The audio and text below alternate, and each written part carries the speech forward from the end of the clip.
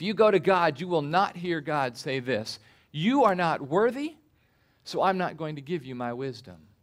Now, certainly it is true that we are not worthy, but that is not how God treats us. Furthermore, if you go to God, you will not hear God say this, "Wait a minute, where have you been? You've been in this trial 2 weeks, and you're just now getting around to getting to me?" No wisdom for you. No, you see, God does not insult us, or God does not reproach us. You won't hear God say this, "Yeah, I remember you. Last time you were in a trial, you came to me for wisdom, and I gave you my wisdom, and did you use it?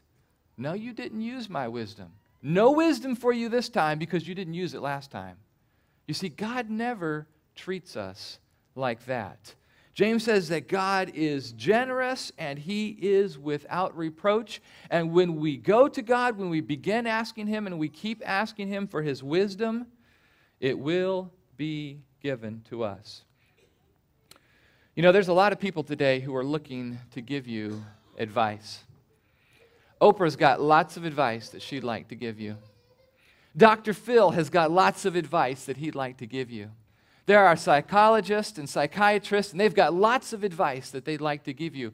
Sometimes, maybe even the advice they give you is good advice. But if you want wisdom, you've got to go to God. You see, only God is sovereign. Only God has the ability to work in all the situations of your life to turn them just the way that He wants them to go. Only God knows everything. Only God knows the future. He knows where you're going to be. Only He is able to guide you rightly in the decisions, in the trials, in the difficult times that you have in your life. If you want God's wisdom, then you need to pray. God wants us to pray urgently. God wants us to pray dependently. God wants us to pray consistently. See, isn't God good? Because that's where we need to be all the time, praying to God in dependence upon Him. Now, I'm going to go down a rabbit trail here just for a moment. I'm going to ask a question that came up of my own mind when I studied this. James in this text, he says to ask God for wisdom. Does that mean I shouldn't ask anybody else for wisdom? Right? I mean, if I need wisdom, can I go to my dad? My dad's been saved a long time. Can I go to my pastor? Can I go to him for help? What about somebody in the church who is spiritually mature and has gone through something like what I'm going through now? Can I go to them for wisdom? Because it doesn't really say anything one way or another here in the text. Well, we need to remember the nature of text. This is a Bible, and James in it is a letter that he has written to a particular group of Jewish believers who are persecuted. This is not a book on systematic theology. In other words, James is not attempting to address everything about wisdom all right here in this one verse. So when we have questions about the Bible, we go to other parts of the Bible to get clarification, right? So this morning, I found a very helpful verse in this area is Proverbs 13:10. And I'm going to read to you from Proverbs out of the Holman Christian Standard Bible. Are you guys familiar with the Holman Christian? I mean, this is your official Southern Baptist translation of the Bible. Did you know you had your own translation?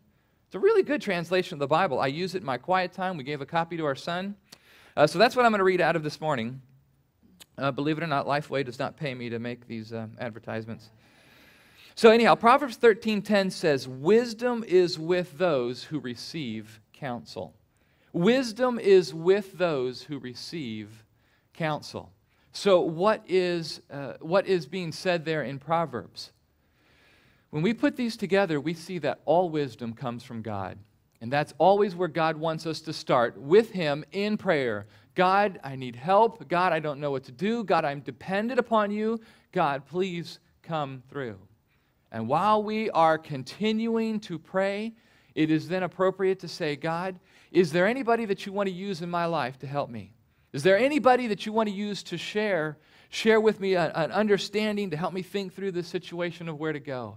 Yeah, it's very appropriate, at least for me, to go to my father. It's appropriate for you to go to your pastor. It's appropriate to go to mature believers who have gone through similar situation.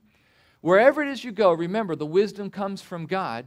But when you seek counsel from people, remember, make sure that they're giving you biblical guidance and not personal opinion. So this morning, first, we ask God for wisdom because He is generous. But there is a second truth about asking God for wisdom, and this is where James spends the bulk of his time in this text. We ask God for wisdom in faith. We ask God for wisdom in faith. Look in verse number 6. But he must ask in faith without doubting. For the one who doubts is like the surf of the sea, driven and tossed by the wind. For that man ought not to expect that he will receive anything from the Lord, being a double-minded man. If we are going to get wisdom from God, then it's James says here, we must ask in faith. Here's another command. When we ask, here's how we ask. We ask in faith. Well then, what is faith? If we've got to ask in faith in order to get wisdom, what is faith? Faith is defined as a confident, unwavering trust in God. Now, it's not believing. In other words, it is not simply believing. It is believing on the basis of the reliability of the one who is trusted. You see, we go to God for wisdom because He is completely reliable and trustworthy. We've just seen in the previous verse His character. He is generous. He is without reproach. He has all the wisdom. Based on the reliability of God, that is why we go to Him for wisdom. We acknowledge that God and God alone has the wisdom that we need for the trials that we are in. Remember what Hebrews 11:6 says about faith? Without faith, it is impossible to please God. For he who comes to God must believe that He is, and that He is a rewarder of those who diligently seek Him. He must ask in faith. What does it say next? Without doubting. You see, doubting is the opposite of faith. When we trust God, we don't doubt, but when we doubt, we don't trust God. Do you remember Peter? He's walking on the water. Jesus is there before him. He's got his focus on Christ, and as long as he is completely looking at, focusing on, and trusting on Christ, everything is going well. What does Peter begin to do? He begins to notice, there are waves here. There's wind here. I'm walking on water. This isn't normal. And what happens when he begins to take his focus off of Christ? He begins to sink, right? And when Jesus grabbed him in Matthew 14:31, He said this, "You of little faith, why did you doubt?" When we have little faith, we doubt. Now, this word doubt is a very interesting word. It has the idea of being at odds with oneself.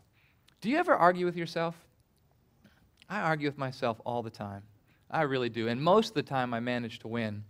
So the idea is like this.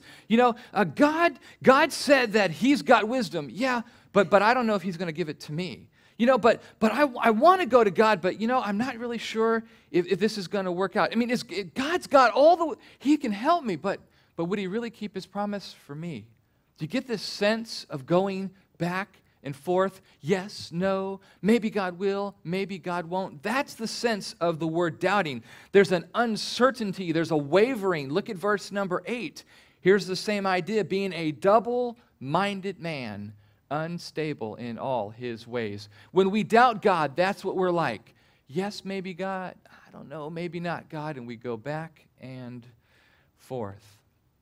Now, in his commentary on the book of James, John MacArthur, a pastor out in California whom I respect a lot, he gave 4 ways that we might doubt God when we come to Him and ask for wisdom. And I like these 4 ways, so I'm going to use these here this morning. We might think that we are too undeserving for God to help us. If we think we are undeserving, too undeserving, and God won't help us, then we are doubting. We might think that our trial is too small for God to notice. I mean, the big things in life, right? The life-threatening issues, well, God would surely give us wisdom for those. But what about the little things? What about the small trials of life? You remember, trials come in various sizes, various flavors, right?